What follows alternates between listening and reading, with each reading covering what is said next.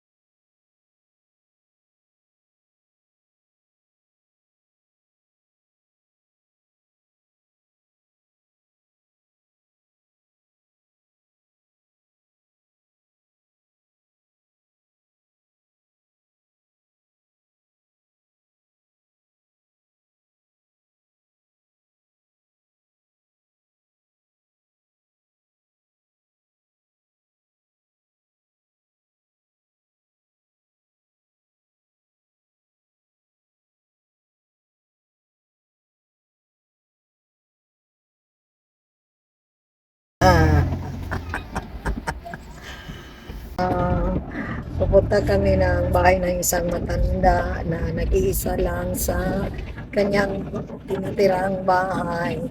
Dinadala namin ng kunting pasalubong, kakaunting pasalubong. Meron kami tinapay, gatas, at saka Milo. Ayan. Saan ba tayo dadaan? Saan ba talaga? Saan ba talaga ang tamang dadaanan dito? Mga kaibigan, hindi namin alam kung saan yan. Saan ba banda? Diyan. Naglalakad kami mga kaibigan papunta sa bahay. Nagbong sa kanya may tinapay, may gatas at saka may gatas.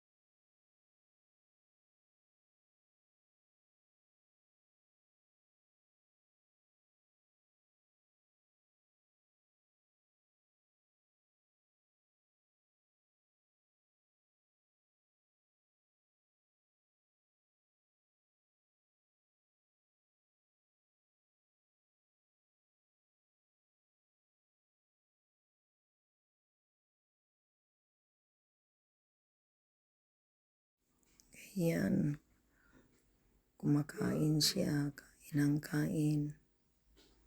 So talagang gutom na gutom yan. Mag-aalauna na ng hapon. Wala pang tanghalian ang matanda na yan. Yan, talagang gutom na gutom at tinanong ko kung gusto bang uminom ng mainit na inumin. Kasi meron naman kaming dinala sa kanya na gatas at saka tinanong siya. Okay, gusto niya namang uminom ng mainit, parang pampainit sa tiyan. So yun, naghanda ng asawa ng kapatid ko. So yun nga, pinapili namin kung anong gusto niya, yung blue ba at saka yung green ba. So sabi niya, yung green gusto niya. So yun, nagkukuha ng mainit na tubig. Pero wala namang mainit na tubig. So nagpakulo pa muna yung asawa ng kapatid ng asawa ko. Yun, ang kanyang asawa nagpakulo pa ng tubig. So naantay pa namin kumukulo yung tubig. So yung inaantay namin na kumukulo ang tubig, so palagi namin kinakausap yan. So talagang hindi niya maalaala. So yung iba dyan, yung asawa ko dyan. Okay, so merong dumating. So dumating ang kanyang kapatid. So kapatid yan ang matanda. So pinuntahan niya ang bahay kung bakit maingay dito sa bahay. Okay, yan. Sabi ko, picture muna tayo, Lulay. Lulay ang tawag namin sa kanya. Okay, picture tayo, Lulay. Okay, so talagang matanda na si Lulay. So, tinanong namin kung ilan na ang edad mo. Sabi niya, yung birth certificate ko nandoon. Kay o yan. Tapos na kumulo na ang tubig. Yan. Binigay na. Yan ang gusto niyang inumin. Okay, so nilapit namin sa kanya. Sabi ko, ano ba ang gusto mong dyan? Meron namang tinapay dito.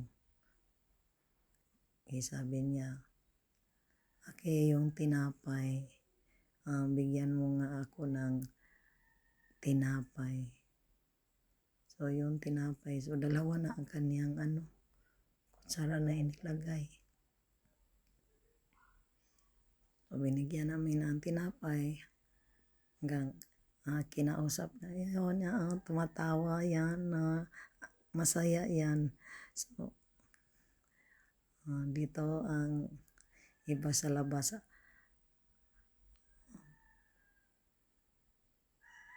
Okay, so while nag-antay kami kung kailan matapos kumain, yun dinala namin sa labas.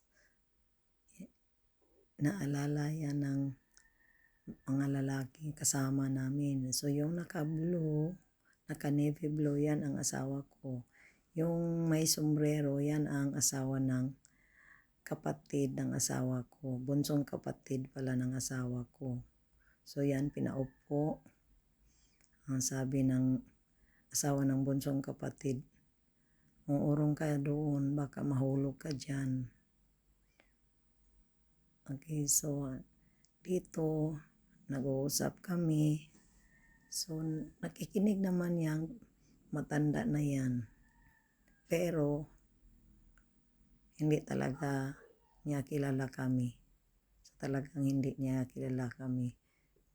So hanggang tingin na siya. Yung asawa ko, palabiro yan. Biniro ng asawa ko. Ayan ang kanyang kapatid. Yung nakasombrero. Talagang kawawa naman. pag mag-iisa tayo sa bahay, pag matanda na. Kawawa tayo. So, thank you for watching mga kaibigan.